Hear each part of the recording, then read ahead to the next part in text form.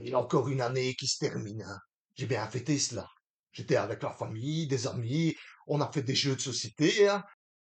Ouais, on a dessiné aussi, on a même cherché à qui avait tué le docteur Lenoir. Bah, ce docteur, je le connaissais pas, hein. En tout cas, on n'a pas trouvé le tueur, hein. Mais c'était avec un chandelier dans une cuisine. Et quand le moment est venu, on s'est tous levés, hein. On s'est tous levés, hein. On a fait le compte à rebours et tout, hein. 3, 2, 1. On a crié tous ensemble, bonne année, bonne année. D'ailleurs, j'ai reçu un cadeau, hein. Des places pour l'Europe, hein.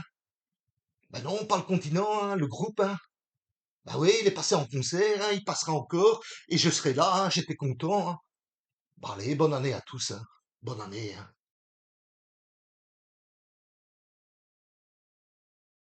Nous avons parlé de l'évolution de la mode, le développement des marques, mais aussi la consommation mettant fin au courant hippie et disco dans un contexte social très codifié. Chacun va vivre cette évolution selon son âge, son éducation ou son milieu. On assiste à une transition vers l'explosion créative, excès, couleurs vives, style et une mode portée pour la culture pop. La mode au quotidien se diversifie et reflète l'importance de l'image de soi vis-à-vis des autres, le besoin d'expression personnelle, de l'appartenance à des groupes ou clans. La mode des années 80 révèle une société en pleine mutation, où l'apparence devient un véritable miroir de l'époque. C'est une période où la mode devient un langage, une revendication, un espace d'expression pour affirmer son identité. Je suis Multivers 80, n'oublie pas de t'abonner, d'activer la cloche et nous partons dans l'exploration de la mode au quotidien, bien sûr des années 80. Allons-y, générique.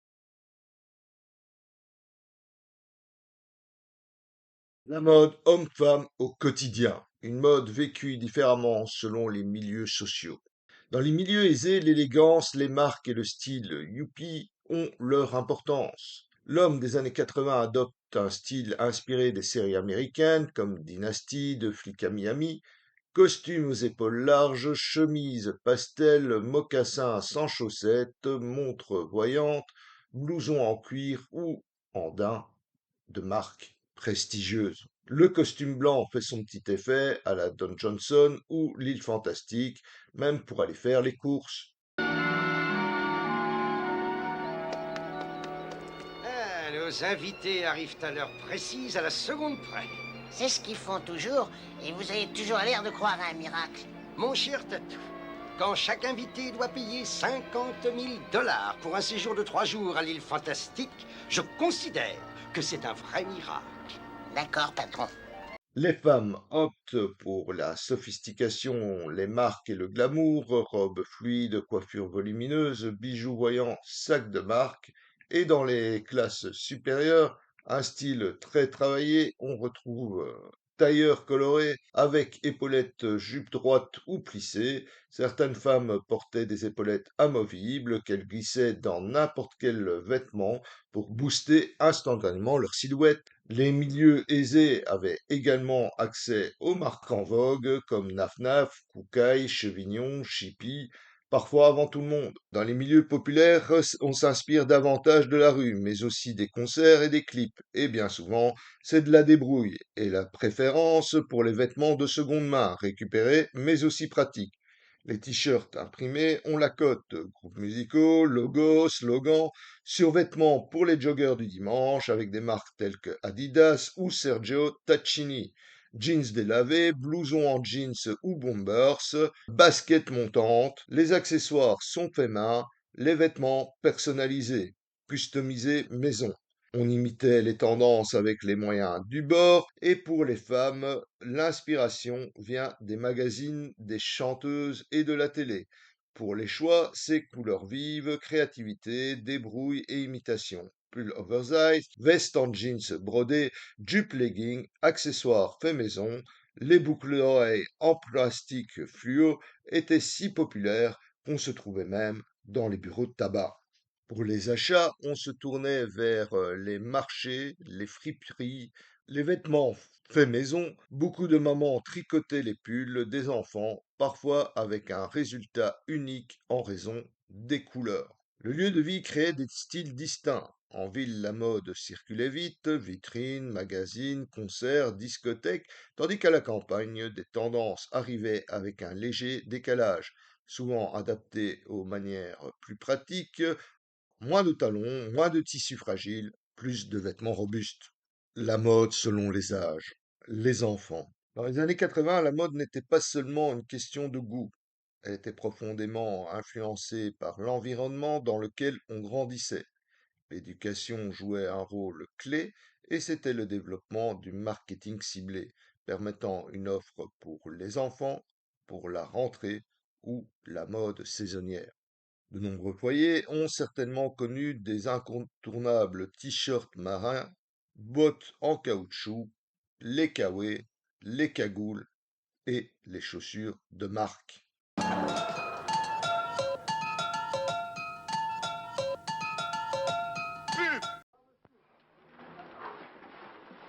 Au revoir, monsieur.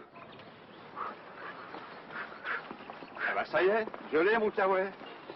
Tu permets? Ouais. C'est pas un vrai. Hein. Oh, Ça, c'est un vrai. ça y est, je l'ai vendu. Tu permets? Oui, bah c'est pas un vrai. Oh, Méfiez-vous des imitations. Seul Kawaii signe ses coupe-vents Kawaii.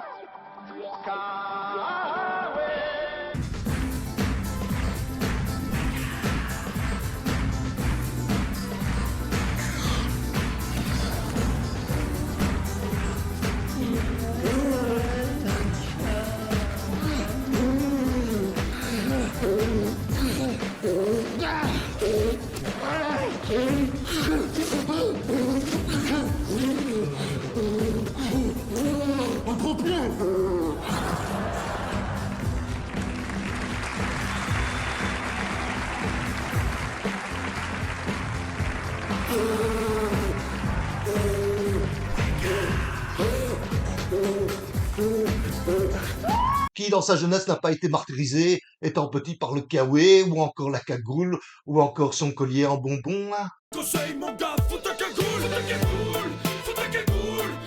Bah oui, on dirait des apprentis gangsters. Hein. Dans certaines familles, on valorisait la sobriété et la bonne présentation, ce qui orientait vers des vêtements classiques, pull en laine, jupe droite, chemise bien repassée. À l'inverse, dans les foyers plus ouverts aux tendances ou à la culture pop, les adolescents avaient plus de liberté pour adopter des looks originaux, couleurs flashy, accessoires en plastique, entre autres.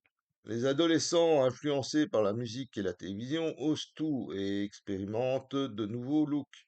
Le perfecto, les bandanas, les jeans coués pour une allure rock, les baskets sweatshirt oversize et coupe mulet pour un style sportif, couleurs vives, bracelets et t-shirts flashy pour un look pop.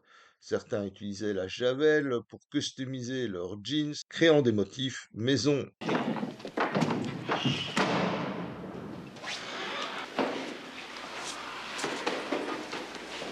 Yeah. Uh-huh. Now that's more like it. Et moi, qu'est-ce qu'il fait mon jean dans la poubelle? Bah ouais, mais qu'est-ce qu'il fout dans la poubelle? Comment ça, il y a des franges? Comment ça, il y a des franges? Bah c'est voulu, hein. C'est moi qui les ai faits, hein. C'est classe. Comment cela, faut les jeter? Mais quoi les tâches? Bah c'est de la V, hein. C'est voulu aussi, hein. C'est artistique, hein. C'est de la création. Moi, je suis un artiste, hein. Bah si, moi je te le dis, hein, c'est artistique, hein.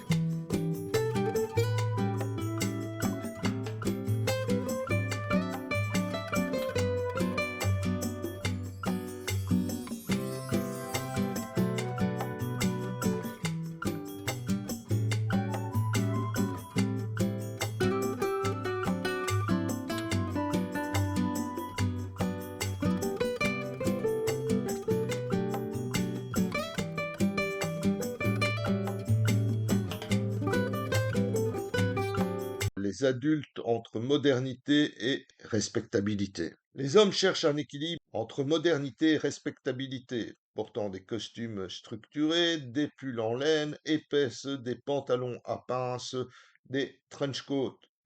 Les coiffures sont impeccables, fixées à la laque. Studio Line de L'Oréal. Gel Studio Line. Plaqué, structuré. Studio. Mousse coiffante Studio Line. Donnez du volume. Studio. Spray coiffant, très fixant. Fixez le mouvement.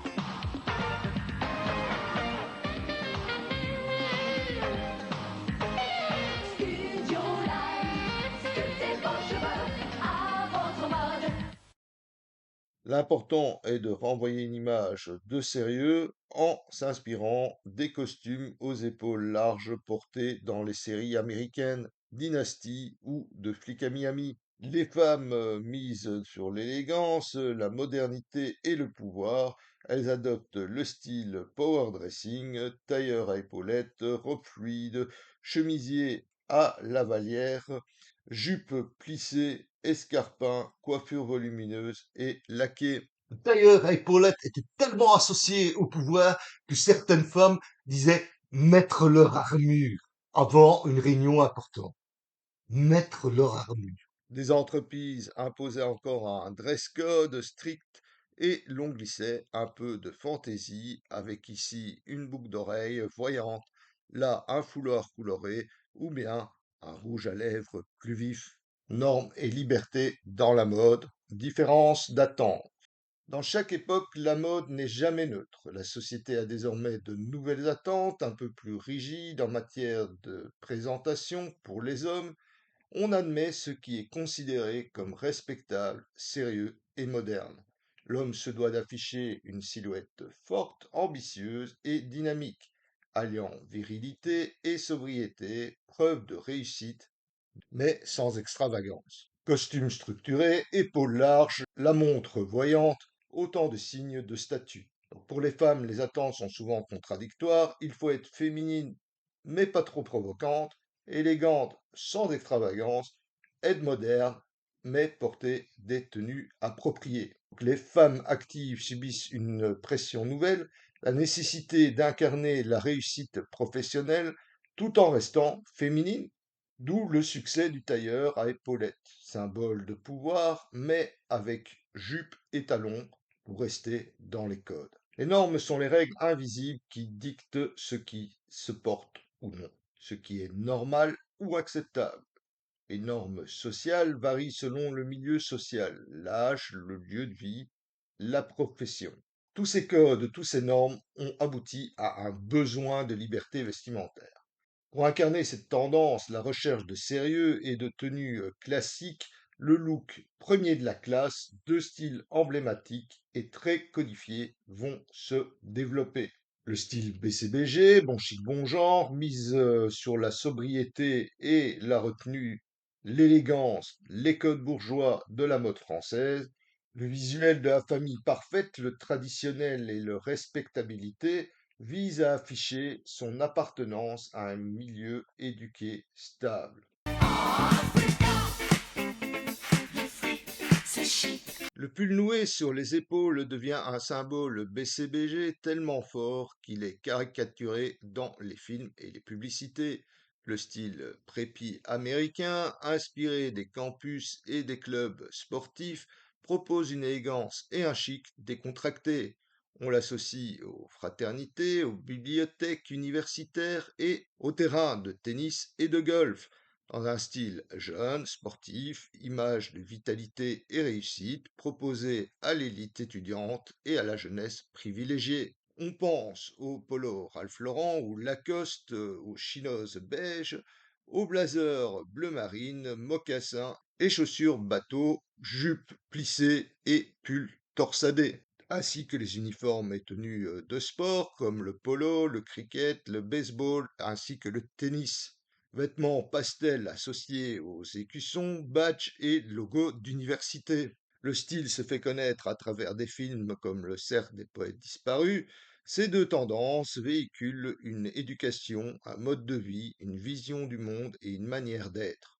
C'est une affaire de classe et la mode est là pour exprimer les signes extérieurs de réussite. Que le prodigieux spectacle continue et que tu peux y apporter ta rime. Que le prodigieux spectacle continue et que tu peux y apporter ta rime. Les nouveaux codes pour les femmes. Affirmation, audace, puissance. La femme revendique sa place dans le monde professionnel et adopte des codes traditionnels masculins pour affirmer son autorité et ne plus être décorative. Elle adopte un power dressing, des tailleurs structurés, des vestes à épaulettes couleur forte bleu électrique, violet, rouge. Coupe de cheveux volumineuse, accessoires imposants tels que les boucles d'oreilles XXL, les colliers et les ceintures. Couleur, excentricité, créativité. Avec l'influence de la pop culture, les femmes osent porter du fluo, mélanger les matières, superposer les accessoires, jouer avec le maquillage et le style de coiffure. Un peu comme Madonna, Cyndi Lauper et Desireless.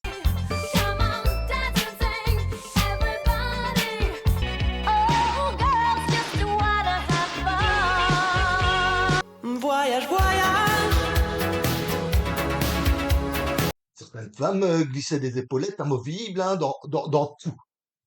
Tous les vêtements, hein, même les pulls, hein, conservés pour cette silhouette autoritaire. Autoritaire. Pour les hommes, image, corps, sensibilité. Le corps masculin devient un objet esthétique. Pour la première fois, les hommes sont encouragés à sculpter leur corps, montrer leurs muscles, soigner leur apparence. Avec l'essor du fitness, les salles de sport explosent dans les années 80, inspirées par Schwarzenegger, Stallone et les clips musicaux. L'homme peut être beau sans perdre sa virilité.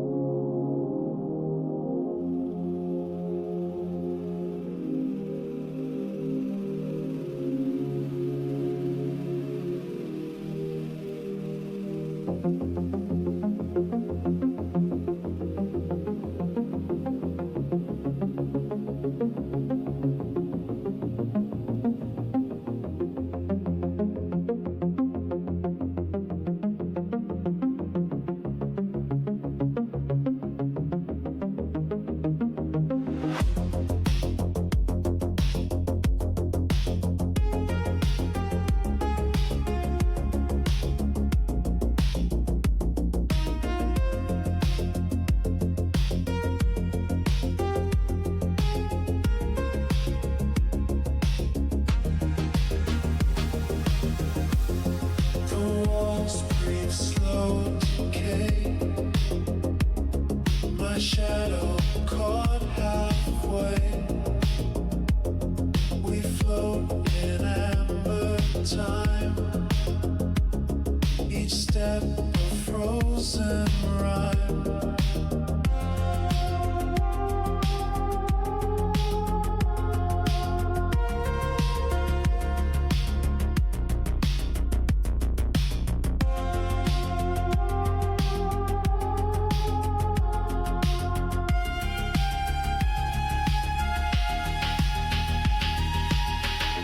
Hold the hour before it slips. You're the echo. Les codes vont évoluer, de mélanger le brouillage des frontières mixtes. Les années 80 sont une décennie charnière. Pour la première fois, les codes masculins et féminins ne sont plus figés. Ils se mélangent, se transforment, se bousculent, notamment les normes de genre. C'est une période où la mode devient un laboratoire d'identité. Les femmes empruntent aux hommes pour gagner du pouvoir. Les femmes associent le tailleur avec les coiffures volumineuses et les couleurs fortes. La féminité devient un terrain de jeu, alors que les femmes adoptent des éléments masculins comme les chemises larges, les vestes d'hommes, les pantalons amples, les chaussures plastes et coiffures courtes. Les hommes empruntent aux femmes pour gagner en sensibilité et en expressivité. Les hommes cherchent à être plus stylés, visibles et expressifs. Ils osent les motifs à rayures, carreaux et imprimés les vestes oversize. Voire ils adoptent des éléments traditionnels féminins, les cheveux longs, vêtements fluides, silhouettes plus androgynes, à la David Bowie, Prince ou Boy George, et même du maquillage léger comme dans le rock et la new wave. La masculinité devient plus souple, plus artistique. Do you really want to hurt me? I wanna be the only one that makes you. Les gens adoptent des looks androgynes où chacun peut jouer avec les codes, silhouettes géométriques, looks unisexes comme les jeans, t-shirts et baskets. Les hommes portent une veste pastel et des bijoux ainsi que des coiffures travaillées avec des mèches, du volume ou la coupe mulet. Pourquoi mulet? Et pourquoi pas coupe vachette pendant qu'on y est? Équilibre entre normes et liberté. À l'époque, les normes de genre étaient très marquées. Les hommes qui sortaient trop des normes étaient vite catalogués. Un homme portant du rose ou des bijoux voyants dans les années 80 pouvait être perçu comme excentrique, alors que pour les femmes, c'était parfaitement normal. Les femmes disposaient d'une liberté nouvelle pour jouer avec la couleur, les accessoires, les volumes, exprimant ainsi leur personnalité. Et en même temps, elles se trouvaient entre contraintes et conquêtes avec une liberté encadrée par des attentes sociales fortes. Les hommes avaient une liberté plus limitée car traditionnellement, les palettes de couleurs étaient sobres et les coupes classiques. Aussi, leur liberté se jouait surtout dans le sportswear, les coiffures et les accessoires. La mode devient un outil d'expression personnelle avec l'invention d'une liberté stylistique moderne. Le paradoxe des années 80, c'est la fascinante combinaison de normes sociales fortes et très strictes, avec des codes très visibles et l'apparition d'une forme d'excentricité pour détourner ces codes avec créativité, une liberté au bord de l'explosion. Un tailleur à épaulettes pouvait être de couleur fluo chez les fans de pop, détourné en version rock avec cuir et chaîne, ou bien chic et sobre dans les milieux aisés. Conclusion. Les années 80 sont un mélange d'affirmation de soi et d'une mode très codée, avec laquelle on a grandi. Les différentes normes et contraintes de la société ont en partie brimé la liberté de style qui existait dans les années 70. Tout ceci a mené à un besoin de plus en plus marqué pour la liberté et l'exubérance. On le verra dans une prochaine vidéo. Les années 80, c'est aussi la décennie de toutes les fantaisies. Je suis Multivers 80 de la chaîne Back to the 80s et je vous dis à bientôt.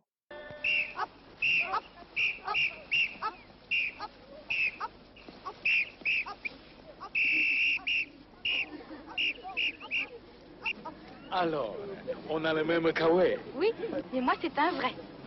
Bruno, un pompe.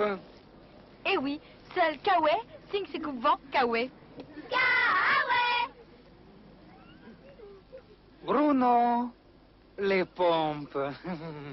Des vrais. Gérard! Oui, maman? Sors pas sans ton manteau. Oui. Et puis prends ton écharpe. Oui, maman. Gérard, mets ton bonnet. Oui, maman. Oublie pas tes gants. Oui, maman. Kawe invente le coupe-vent fourré. Ben, Gérard, tes affaires.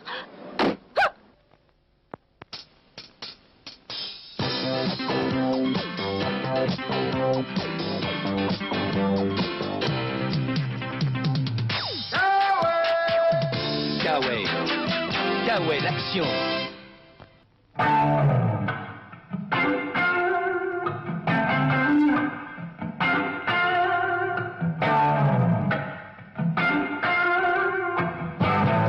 Kawaii. Un nouveau Kawaii. Kawaii, l'action. Dans la vie en accéléré,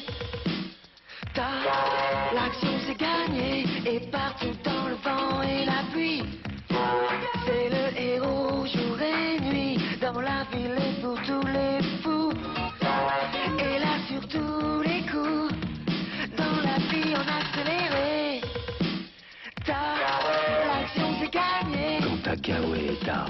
L'action.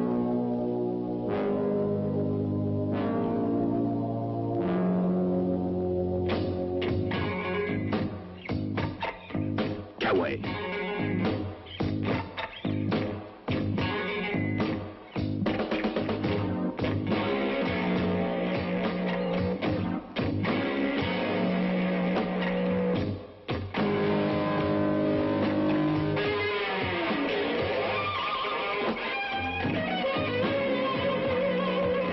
Kawaii.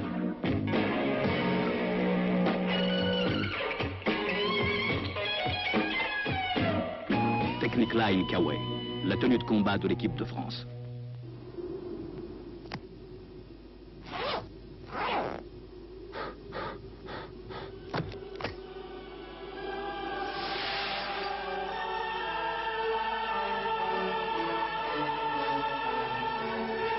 Kawaii, être soi et se dépasser.